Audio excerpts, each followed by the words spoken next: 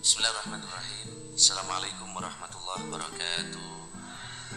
Selamat pagi, salam sejahtera bagi kita semua. Om Swastiastu, Namo Buddhaya, salam kebajikan. Bismillah, alhamdulillah, wala haula wala quwata illa billah. Allahumma shalli wa sallim ala sayyidina Muhammad wa ala sayyidina Muhammad amma ba'du.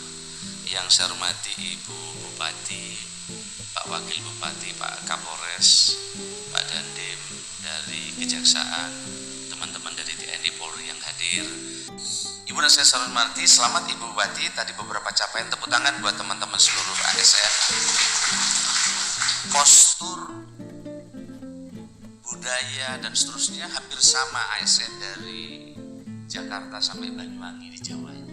Saya juga pernah menjadi bupati di Banyuwangi. Kemiskinan waktu itu Banyuwangi 20,4%, tinggi sekali. Income per kapita hanya 19 juta.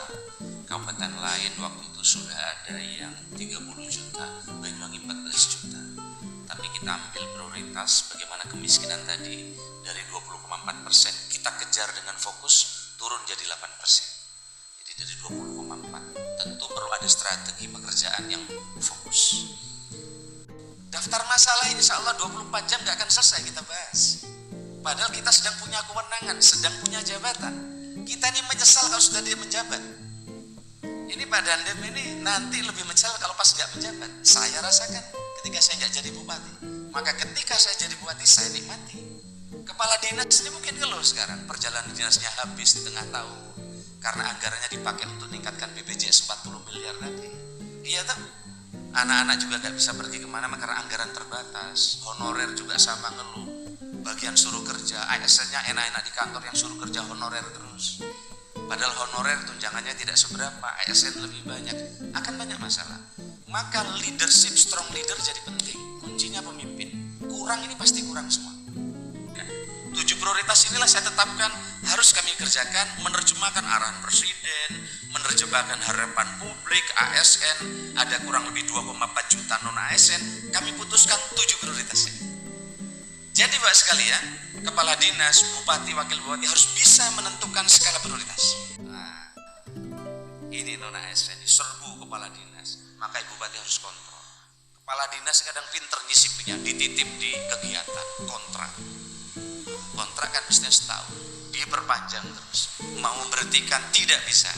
Akhirnya lama-lama dia minta dijadikan, didaftar menjadi honorer. Sehingga ketika ada pendataan yang disimpan di kegiatan dikeluarin semua sama kepala dinas. Yang mestinya honornya 700 jadi 4.000 honorernya ketika pendataan. Itulah yang terjadi dari barat sampai ke timur. Apakah kita akan begini terus? Inilah tantangan kita. Maka 2018 ada aturan, ada PP bahwa sejak 2018 tidak boleh lagi ada honorer 2018. Diberi waktu bukan langsung 2018 dikasih waktu 5 tahun transisinya. Mestinya cukup 5 tahun transisi. Sampai kapan? Sampai 2023 apa? November. Maka 2018 diumumkan pakai PP. Ini 5 tahun lagi nggak boleh lagi lo ada honorer. Sampai kapan? 28 November. Nah waktu 2014 itu tinggal 400 ribuan honorer kita, non ASN kita. Nah begitu saya menjabat di ujung 23, apakah dari 400 ribu tinggal 200 ribu? Tidak.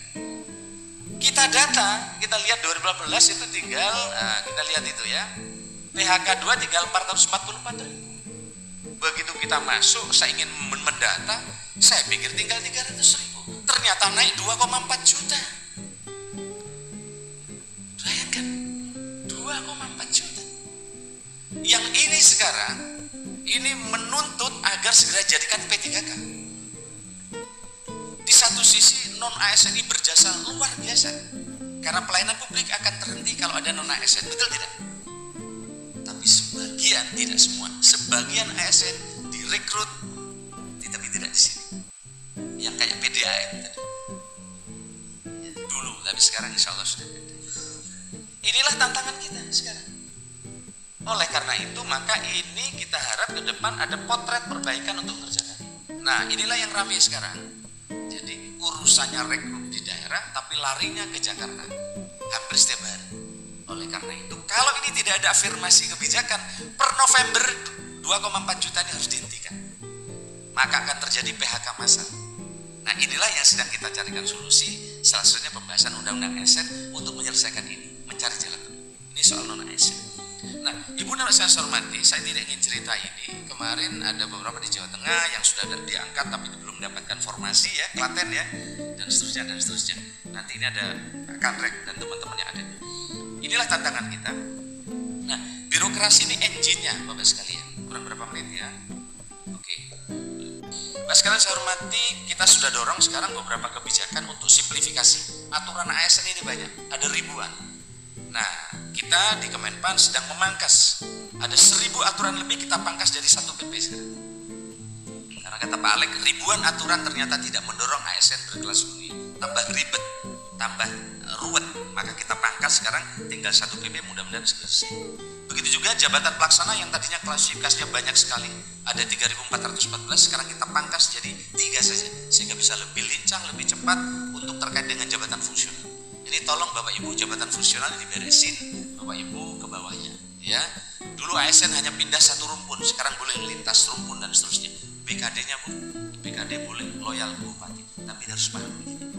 Jadi masalah kepala BKD kalau ceramah gini nggak terlalu dengerin, di tempat lain di Demak insya Allah enggak. Kecepatan kebijakan ini kita bikin layanan telepon ya. Sekarang setiap hari kita tentukan mulai hari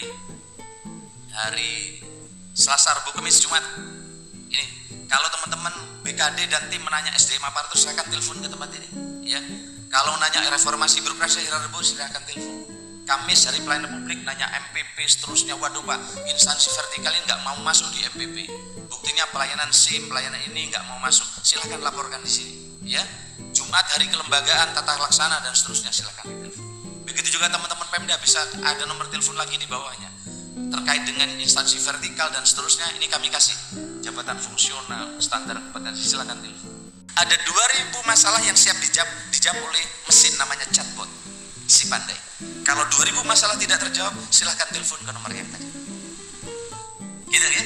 Sehingga birokrasi akan lebih cepat, efisien dan berdampak. Ini bukan hanya saya mencontohkan di pusat, tolong Pak Camat juga sama.